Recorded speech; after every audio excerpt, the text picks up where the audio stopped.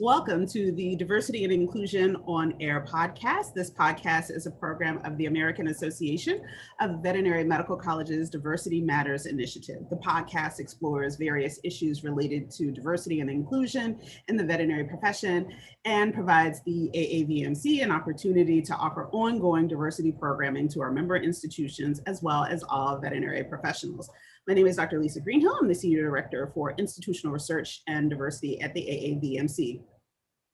Now, we have had a couple of shows, international shows this year, but just as yet another reminder, the US is not the only place where intense discussions about diversity, equity, and inclusion are taking place. In the wake of George Floyd's murder in May 2020, protests about racial discrimination happen all over the world.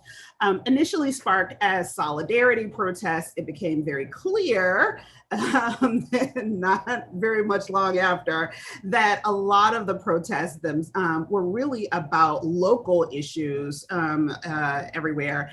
And certainly in Britain, a lot of folks were protesting for themselves and the incidents of racism and discrimination that were happening within the country. So the British Veterinary Ethnicity and Diversity Society, also known as BVEDS, was and remains very active in providing support for BAME veterinarians. As we know, affinity groups play an important role in helping veterinary professionals feel welcome and included within the profession. So I'm delighted to welcome BVEDS leaders back to the show to talk about what the organization has been up to during the last few years since we chatted a few years ago. So welcome, Dr. Marissa Robson and the Partheeban. Welcome. Hi there. Great, welcome back. So it's been a while, so why don't I have you all introduce yourselves, tell us a little bit about yourselves. Steve, why don't you go first? Okay, so I'm Phoebe. I'm a dairy vet during the day, and I'm also and I work for an American company actually. So you might have heard of Fibro, but I manage the UK division there. And then I do a few other things. So yeah, I'm co-founder of BVEDS, and I try and work in different other areas looking at diversity and inclusion and how to support that in our industry. Multiple jobs. Wow, that's pretty awesome. All right, so Issa, what tell us about yourself. Okay, so hi, my name is Issa Robson. I am the other co-founder of BVEDS, and I'm a farm vet by trade. I am now in veterinary education, so I'm now a veterinary clinical teaching fellow at the University of Surrey, we do BVEDS, and it's a good. I've now got the right job kind of combination, so I'm hoping to get back to do some clinical work as well, and then it will be perfect. Awesome. So it's been a couple of years since you both were on the show last. So tell us, what have you all been up to? You know, little things. Yeah. So I can't. It's become a bit of a blur, I think. Our most recent things that have happened, and I'll just list a few, and then maybe Phoebe can pick up on anything that we've missed. So we have recently become a charity. So the three current trustees are myself, Phoebe, and Mandisa Green. So we are really delighted to have her on board. We are also looking for, and here's a shout out, for three other trustees to come on board and kind of diversify our mission basically. What have we done? We've done everything from creating the first UK veterinary diversity conference to, I guess, maybe changing our approach a little bit to kind of like focus on the structural. We've made amazing networks and collaborations. We've got most of the time when we're asked to speak, we are usually bringing on board the British Veterinary LGBT plus speakers, as well as the BVCIS, so British Veterinary Chronic Illness Support, and we have found quite a lot of success with kind of using that combination of the three different kind of like affinity groups to instigate kind of change and and to educate together. And I think that's a really successful approach. So we're hoping to do more of that. Oh, so great. I'm so glad to hear, sorry about that. So glad to hear that there is also an inclusion around disability, right? So we're certainly seeing a lot more of that discussion here in the States, and kinds of thinking about, well, you know, what does a veterinarian do, and what does a veterinarian have to physically do in order to practice, right? And I think that we have historically had such a narrow kind of, well, they have to do this, that, and the other. So they have to be physically this, that, and the other, right? And I think that we're finally at a place now where people are kind of wrestling with that. So that's really encouraging. So tell us a little bit about kind of what's been happening specifically kind of during COVID. So this last, maybe like, you know, now it's kind of going into 18 months or so. Thebe, what's going on? Yeah, well, less than we wanted to on certain fronts. So we really are keen about having an in-person conference. And sometimes we look at the things that you do in the US and we're in awe that we want to sort of create something like that. So even at conferences, having a stream, or even creating, you know, Issa talked about this Courageous Conversations conference, which was the first of its kind in the UK, but it was a shame that it was online. But in a way, we were able to get so many people. And I think the real thing is we are hoping that lockdown can ease eventually, and we can have a physical conference in the future. So I think COVID has caused that, but also COVID has given a lot of thinking time to people, and it's given us an idea of sitting back and thinking, well, how could we be more strategic? How could, you know, we're very small. We've got a lot of people who are part of the Facebook group. For example, we've got 400 vets and vet nurses and students on our Facebook group. But there's only me and Issa really who are doing quite a lot of the work, with other allies supporting us. And it's about how can we bring more people on board, and how can we be better with our time management.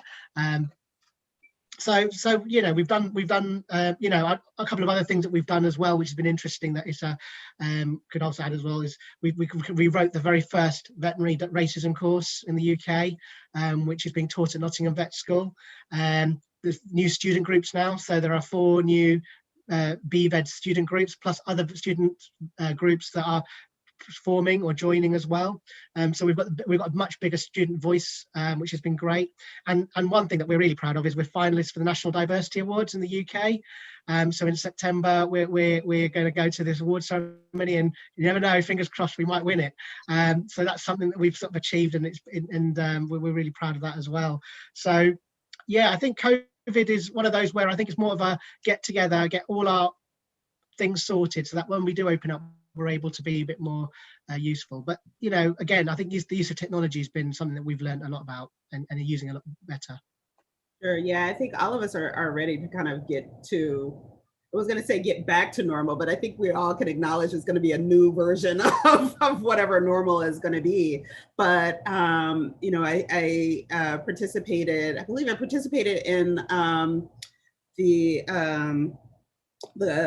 meeting that was that last fall? I think it was, around diversity with all of the UK colleges of veterinary medicine, and it was just really such an amazing kind of conversation, and just to be a part of you know, talks that are frankly in meetings and discussions that are so similar to what we're having here. I think that sometimes we think that there is a very different kind of lived experience. And then we realize it's probably not as different as we might have thought. So as I mentioned at the top of the show, the uprisings that started a little over a year ago did not just stay in the US. Can you talk a little bit about kind of what things were like in, you know, with respect to the social uprisings of the last year, and did you see, you know, some responsiveness, I guess, from the veterinary community in the UK? Yeah, so in the UK, I think probably every major city in the UK had a protest, whether that was solidarity, or to kind of highlight issues that were going on in local areas.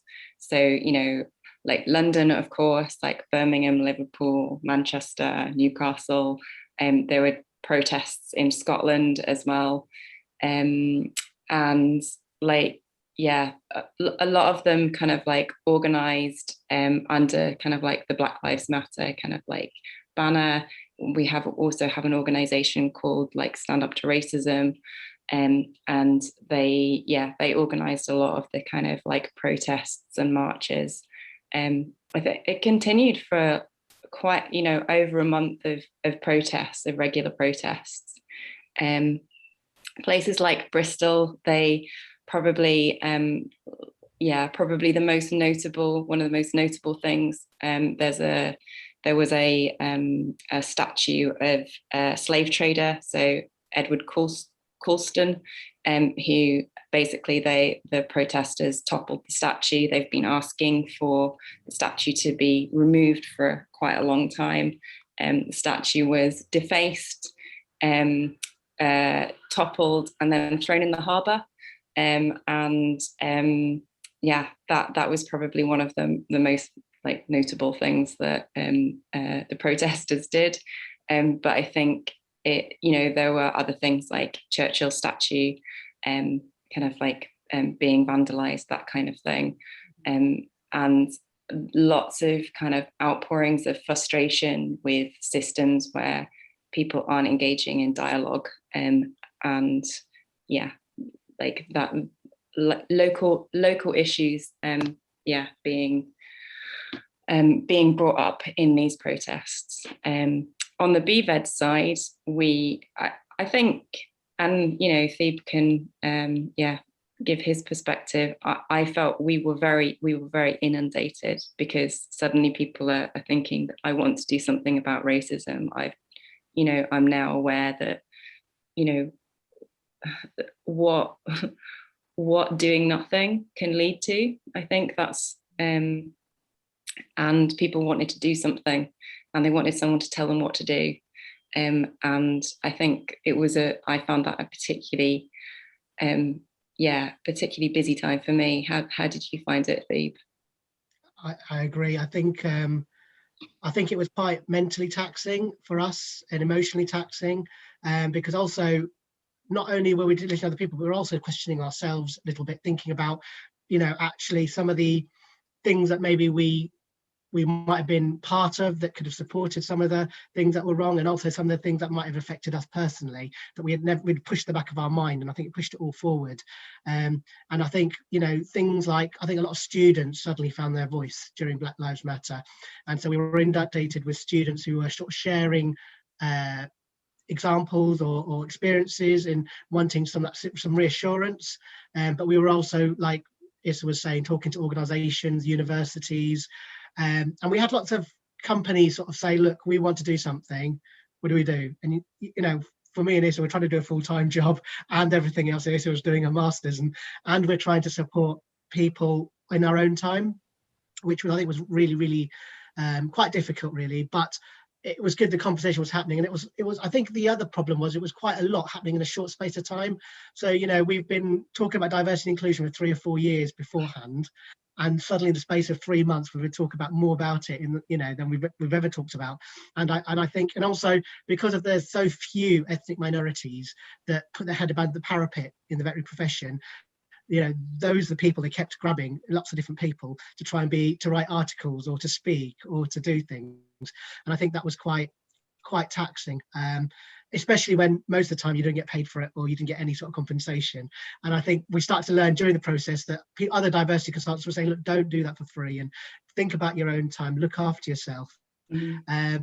And the good thing about the Black Lives Matter thing was it wasn't restricted to one area. I think it affected so many areas, like, even in sport, when the footballers now are all doing the knee, even now Scotland and England are doing it, even if they get booed. But it shows that, people, and in Formula One and in medicine, and I think that's what was quite overwhelming about the whole thing. But it was a good wake-up call. And I think for BVEDS, we just learned that where our capabilities were and what we need to do going forward. Yeah. There was a lot of people that are within our profession, like, kind of Black students and and vets and nurses who were finding, I think, the dialogue around maybe in their social media feeds or from their colleagues quite challenging. And they needed somewhere to go. And you know, that was that was one of the most difficult things, because it you know, potentially could have been a really amazing point for, you know, people to go like, I'm sorry that this has happened, and you know, like, we stand in solidarity. And sometimes our profession didn't do that. They chose a different way to respond. And that was very painful for people feeling quite isolated in the profession anyway.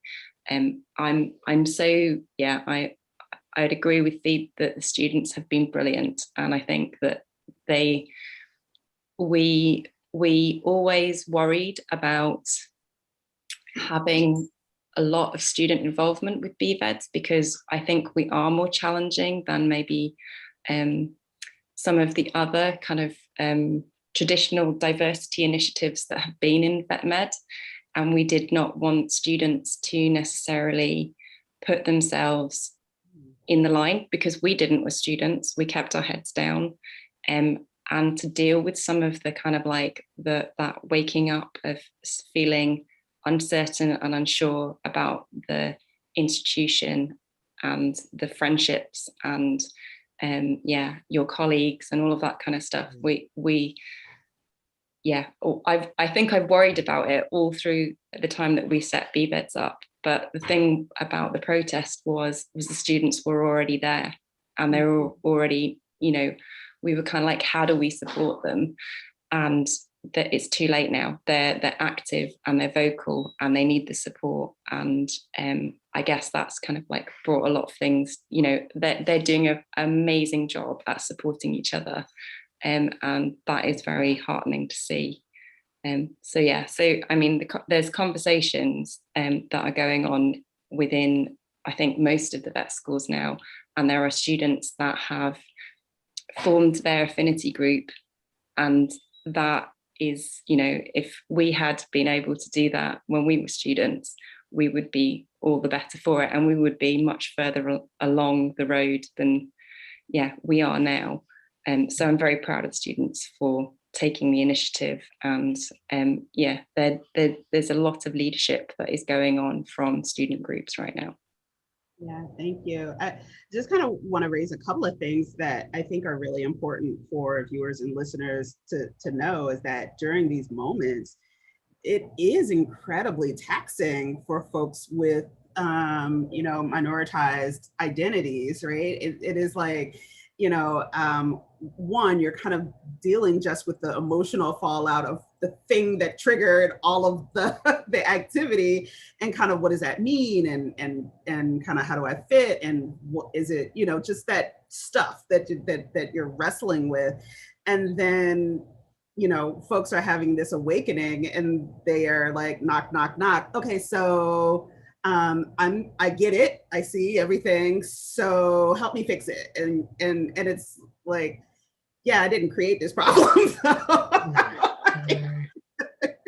I really want you to fix it, but I didn't create this problem. And so there is an enormous amount of emotional labor, I think, that a lot of folks with minoritized identities have endured this last year. I mean, there's already, you know, just the labor that just kind of comes along with being an identity that is underrepresented or minoritized. But then there's, you know, there's all of this stuff kind of going on in the ether, and that you're wrestling with. And I think it's important. I think it's, I think it's also harder in our profession because there's only 3% of us. It's not like we're in a profession where we've got 25% of minoritized people that we can turn to and talk about in a group. We're really isolated, and so it makes it a lot harder to deal. And especially me and Issa being farm vets, we're, you know, even more isolated. But, you know, when we're trying to do these things, you're trying to talk to a lot more people in a bigger society that don't understand these issues, haven't seen it from your perspective, and so there's a huge number of barriers to break before you can even touch the surface of how do we positive action and making real change. And that whole awareness education phase is so big because, you know, of where the starting point is. And I don't think, you know, if it was another profession, like, you know, then it might have been a little bit easier, but I think that was quite difficult. Yeah. Because what I found during the whole time is it polarized some people. You know, you suddenly found people that had such strong, you know, views that there was no problem. There's no such thing as racism or sexism and things like that. And those voices were quite loud, and they didn't fear any repercussions. So because of us, we do fear these things, and we do worry about what we say. So we try and say it in a way that people will be accepted, whereas other people can say things and not care. And so it's a very, very difficult way of trying to talk about these issues and these things. Yeah. I mean, I think that the return on investment is so much higher, right? In terms of like, okay, so I'm going to engage in this conversation, but if it goes badly, it goes really badly for me. In addition to, right? We're easily identifiable, aren't we? We stick out. So yeah. So, but I also want to acknowledge that students, I mean, and not just with these issues, but students as advocates, as activists, have always really kind of led the way in most movements, right? And so, as much as we want to kind of help them find balance between like, yeah, so you're really here to get your degree. We want to make sure that you complete the program and get done and are successful, but you know, that is also just kind of this age and developmental phase where you just are ready to hit it and change the world, and you don't want to lose that energy because, you know, we get older and we get a little tired. We're still fighting, but we get a little tired. And so, you know, helping students even just kind of find that balance, you know, is sometimes can be challenging. And I know for me, I'm sure much like you all, kind of doing a lot of mentoring of students in the professional program, sometimes you just have to say, hey, like, you know, oppression is not new, discrimination is not new, and sadly, these problems will be available to you to solve when you're done with the DVM, like with your your program. Like, sadly, you know, and you know, and I don't know if you all felt a bit of this, but there was also, for me personally, at least a little bit of resentment that it's like, oh, so now everyone is woke, everyone kind of is coming to this realization. We've been telling you this for how long, that this is happening, and so now you want my help. I am here, but so is Google. Like, you know, it's like go for it, you know. And so there's so it was a very it was a great opportunity, I think, to help reach folks, but it also was a very challenging and kind of emotionally costly time. Yeah. I think you realize, so I think putting it into perspective, there's going to be another incident that will trigger people's social conscious awakening. But every time there is, you want to be ready to receive that new, like the new people who've just woken up, and direct them in a productive way so that they create change where they are. And that I guess that puts a lot of it can put a lot of pressure on you to like make the most of the allies that are coming to you saying, I want some guidance and help, and the organizations that suddenly, you know, they've got the impetus and everybody is talking the right kind of talk so that you can actually get some meaningful change that you've been wanting to do for a long time. And yeah, and that's a very busy period for any EDI people who are interested in working in inequality work, I think. But yeah, I think we'd be better prepared for it next time. And yeah, and we have more people in the network as well who will be able to help their colleagues and friends kind of use that energy in a productive way. Great, great. Hopefully there were some really great relationships that kind of came out of that, especially, you know, with external sponsors and partners and those types of things. I think that, you know, certainly, hopefully that helps build everyone's capacity and ability to do more, because we always are finding that there's more to do, right? There's always more to do. So there has, there's also been, of course, as a result of the events of the last year, huge discourse around systemic racism and whether or not it's real. That's a whole nother, like we could go down that rabbit hole, right? But certainly, you know, we are having these conversations. They seem to be incredibly unpleasant here in the States. I'm guessing they are unpleasant in the UK as well. I guess it was a couple of months ago, there was a report that came out. Is it the Sewell report? I don't know how to pronounce it. I think phonetically it's Sewell, but I think it's Sewell. Okay. Yeah, so there's been in response to all the protests, the government announced that it would, you know, kind of like investigate racism in the UK, and the people who created the report looked at kind of like health and education and policing, and you know, kind of social mobility, that kind of thing. And we keep getting asked about this report and how we think that it affects veterinary medicine. And, you know, it's very difficult. I have been following a lot of equality organizations for, you know, a long time. And as soon as it was published, there was a lot of backlash against it, because I think in a report that was that people were expecting to kind of focus on institutional and structural racism, I think it's barely mentioned.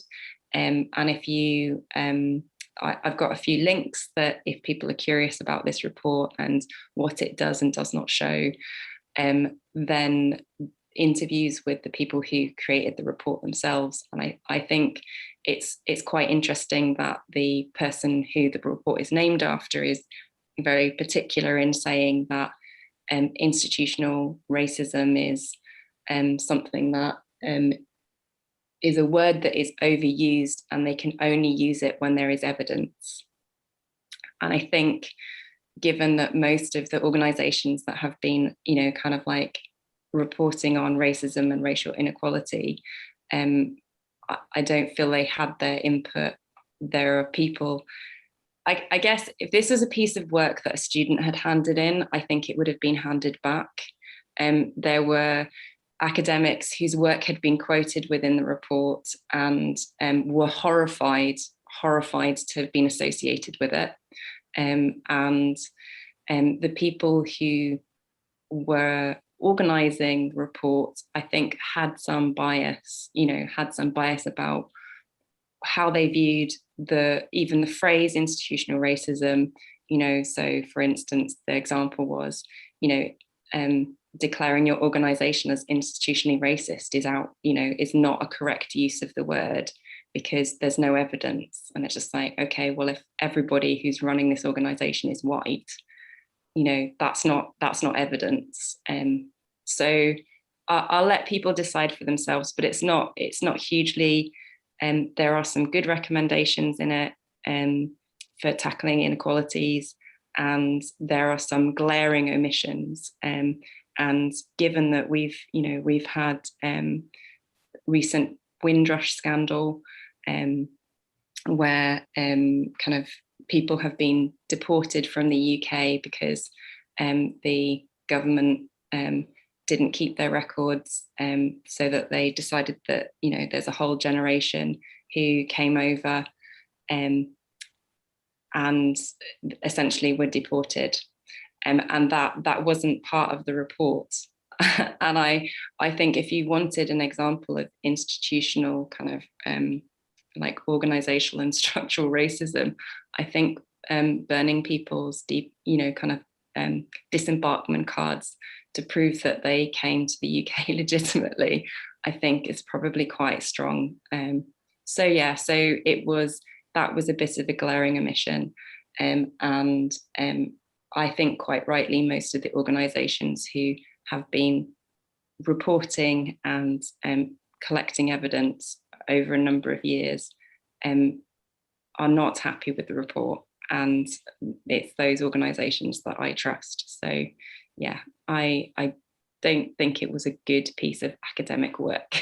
Some of the other problems with it was just too simplistic. So it tried to find examples that were an exception to the rule, but it was not because of their minority, but despite them being a minority, but that was never put in the report. So if you look at education, they'd say, but Indian children are doing well, so therefore it's not a race thing. But it wasn't that Indian children are doing well because of their race, they're doing it despite of their race. But all that stuff wasn't written in there. It was given an excuse that we shouldn't be looking at it in a race context, we should be looking at another context. And what they've tried to do is go through these different things, saying it's not because of race that there's issues, it's because of other things. And I think that's where people found it difficult, because it was way too simplistic and out of context. So like you said, I would recommend just go to the end, look at some of the recommendations, and I think that's a job to good one. Yeah, I mean, I didn't want to spend a whole lot of time because, in pre-production, it was like, yeah, no. But it's funny because I came across it in preparing for another show with BVA, and so I sat down and read it, and I was like, you could just swap out some stuff in this report. Pop in, take out the K, replace with an S, and gee, it's an American report. Like, it's in terms of this, institutional racism, systemic.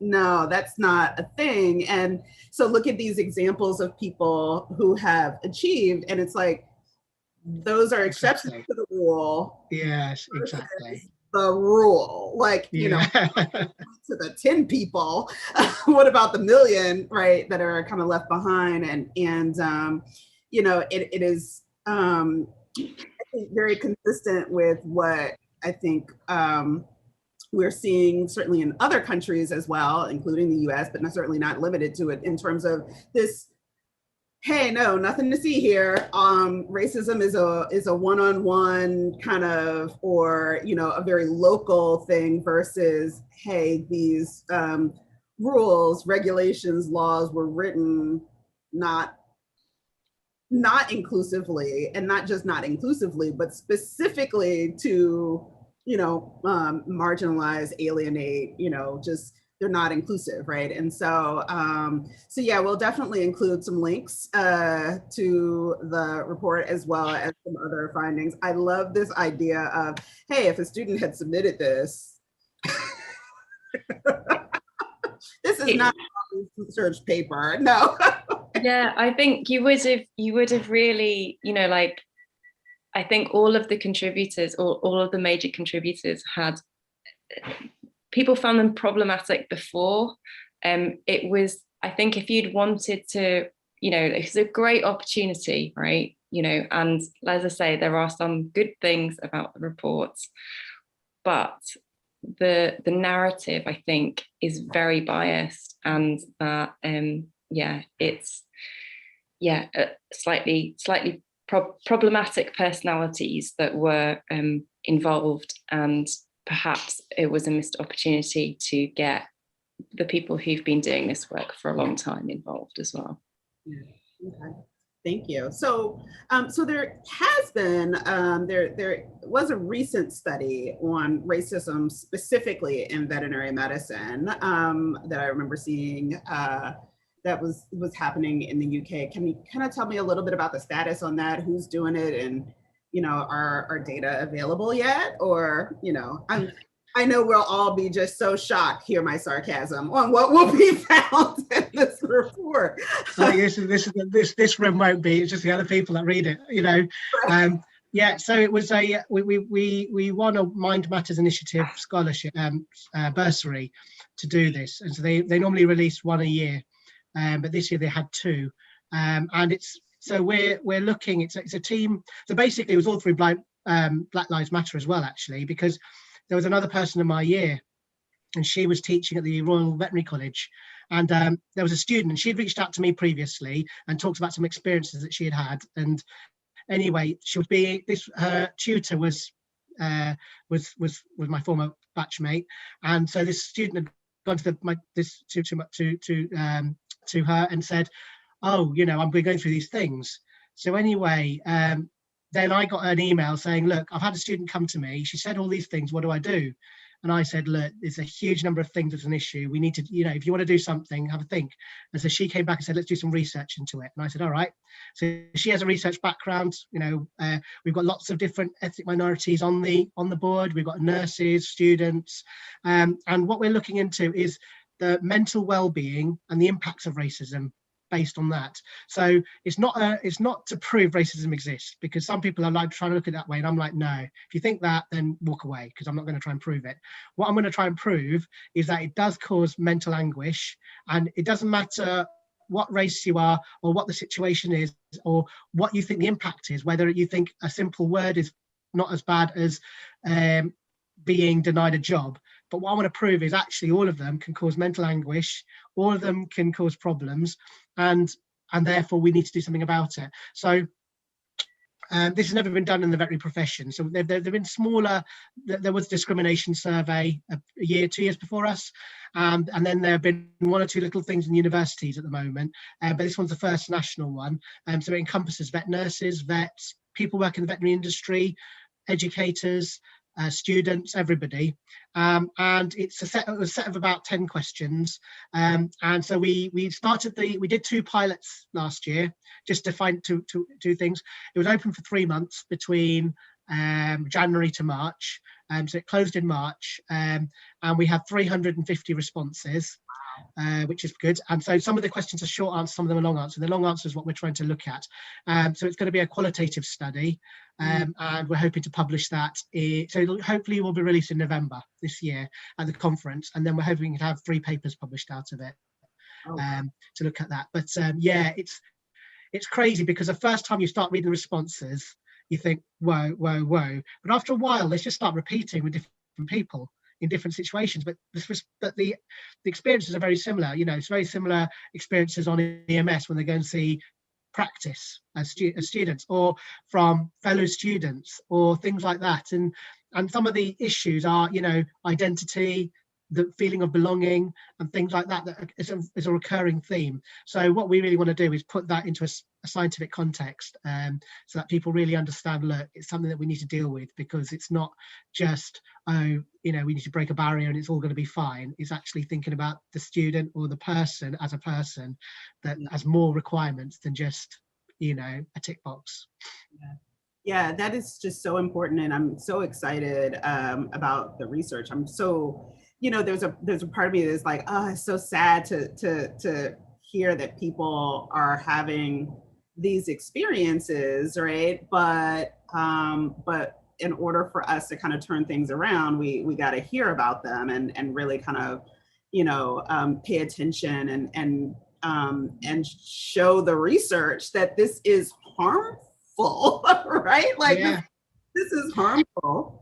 We're very good about talking about mental well-being and wellness, but we never talk about it in this context. In fact, I read something yesterday about that, where somebody was talking about going to their therapist and talking about trauma, mental trauma, but the therapist never talked about the racial trauma, and maybe that could be adding to what they were going through, and actually could have been a major factor. And I think that's the same in our profession. We're very good about talking about, all this and that, but actually for marginalized people, there are extra layers that we need to also consider, and it is something that if we don't consider it, you're not ever going to get better or feel better in a way. And I think that's important to consider. Yeah, I mean, I think it's so it's critical for folks to understand that those layers really do exist, and that folks are with these identities are experiencing all of the other stuff that everybody's experiencing, and then a bit more. And so that's something, at AAVMC that we're really trying to take to heart and pay attention to as we talk about the creation of kind of systemic wellness programs. Like, okay, so yeah, there's this baseline, and we want folks to get and feel better. We want them to feel included, but you know, and well, but recognize that inclusion is an incredibly big part of that. For it should be for everyone, but definitely for folks with minoritized identities, right? It's incredibly stressful, and that echoes back to those conversations that, I mean, the comments earlier about that emotional burden that you all were feeling during the height of the protest, right? It's just, sometimes it can be a lot. It can be a lot. I think, you know, and also centering the mental health of people of colour, I think it's quite a unique thing to have done in the veterinary profession. And, you know, as like Phoebe was saying, the conversation is not about whether racism exists, it's like what impact it has. And I think, yeah, we talk about people's mental well-being. We don't talk about the causes, and that goes across all marginalized identities. And it's really disappointing, because I think what people will find is the things that, you know, there are common themes, like even for people who don't have a marginalized identity. And if we really wanted to tackle well-being, we need to look at all of those things. And yeah, everybody needs a safe space to speak, right? That is one of the, you know, most fundamental things about how we can reduce harm when incidents occur, and, you know, how we can kind of like heal, you know, kind of like as communities together. And I think that, you know, yeah, we need places to talk and feel safe, and everybody needs places to talk and feel safe when, you know, when yeah, difficult situations arise. And if we can, you know, we can do this. We just need our profession to see the value of what we're doing, and yeah, and to help us do that. Absolutely. Which brings us to, I guess, you know, one of my last questions is, so what's on the horizon programmatically for BVEDS? What's you know, what's on the to-do list? In the next few weeks, we're going to be having Courageous Conversations too. So we are doing that in association with VetEd, which is a kind of a veterinary education kind of conference. We are the pre-diversity or pre-conference diversity stream. Right. And we're hoping that we can, yeah, like champion some of the kind of like the expertise that I think who we consider an expert. I think in veterinary medicine, it's often like, you know, especially as educators, we know best. And it's like, actually, no, the students who have been through the system and worked out how to navigate it are often the best experts whose experiences we should not lose as they graduate. So kind of centering the experiences of the community as like they're the expert voice.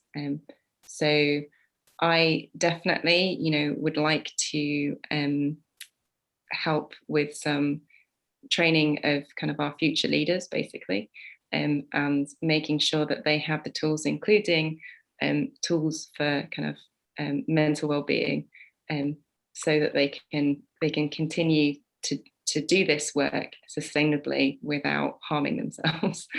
So that's something. Again, we're looking for 3 trustees, and yeah, we're looking for funding as well. So that's the other thing, is that we've now got to a position we need to make this sustainable, because Phoebe and I won't be around forever, and yeah, we want to make sure that this is that BVEDS is always around to support the communities that we want to serve. So, and a few other things. We've got a brand new website being developed, so that should be a nice portal with all the news and things that we're doing. Plus, we want to put all the research up there. We want to put our mentorship scheme that we started a few years ago, and we want to get that up and running and get that working better.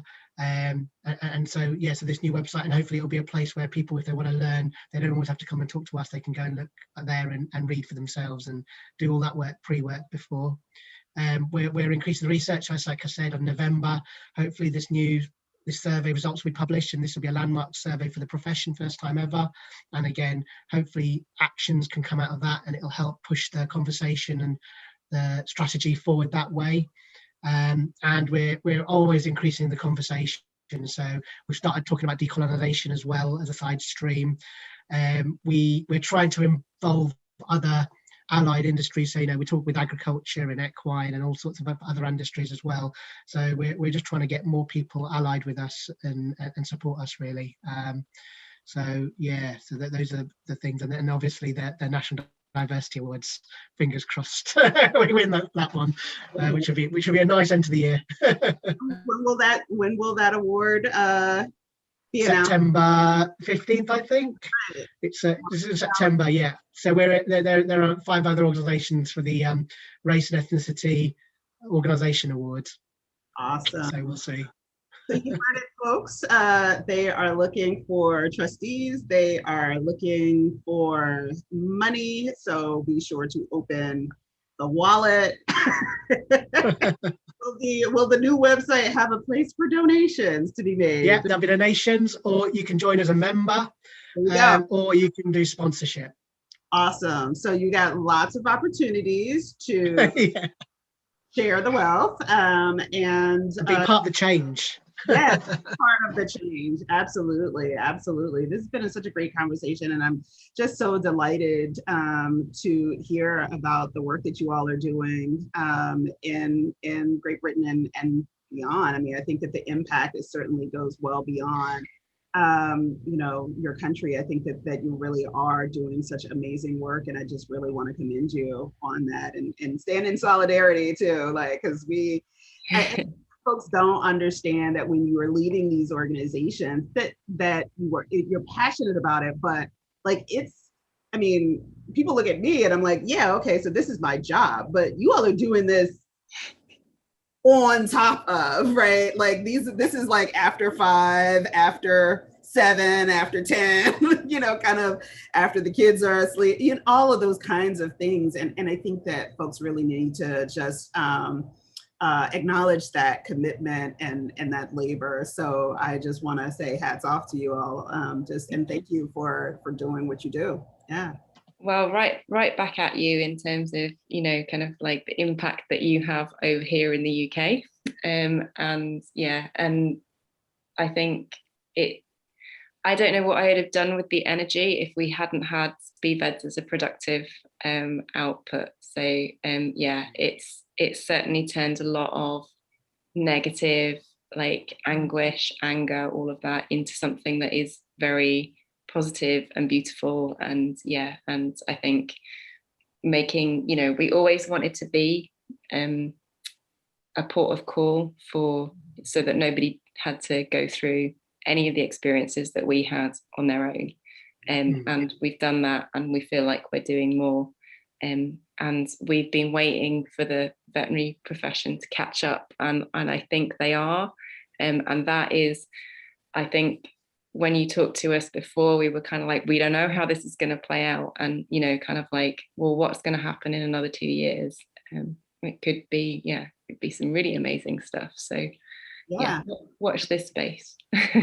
Definitely. I mean, 2 years, there's a whole pandemic, there's social uprisings, there's reports, there's research, a lot has happened in that time. And so, really, really excited for the future for both of you. So be sure, everyone, to check out the show notes, because we'll have some really good follow-up information and links and all kinds of good stuff for you to learn more about BVEDS. And so this has been another episode of AVMC's Diversity and Inclusion on Air podcast. To my guests, Isa and Phoebe, thank you so much for joining me, and be sure to subscribe to the show on your favorite podcast app, and certainly on YouTube, like us on Facebook and all of that good stuff, and we will see you next time. Thank you very much. It's been a pleasure.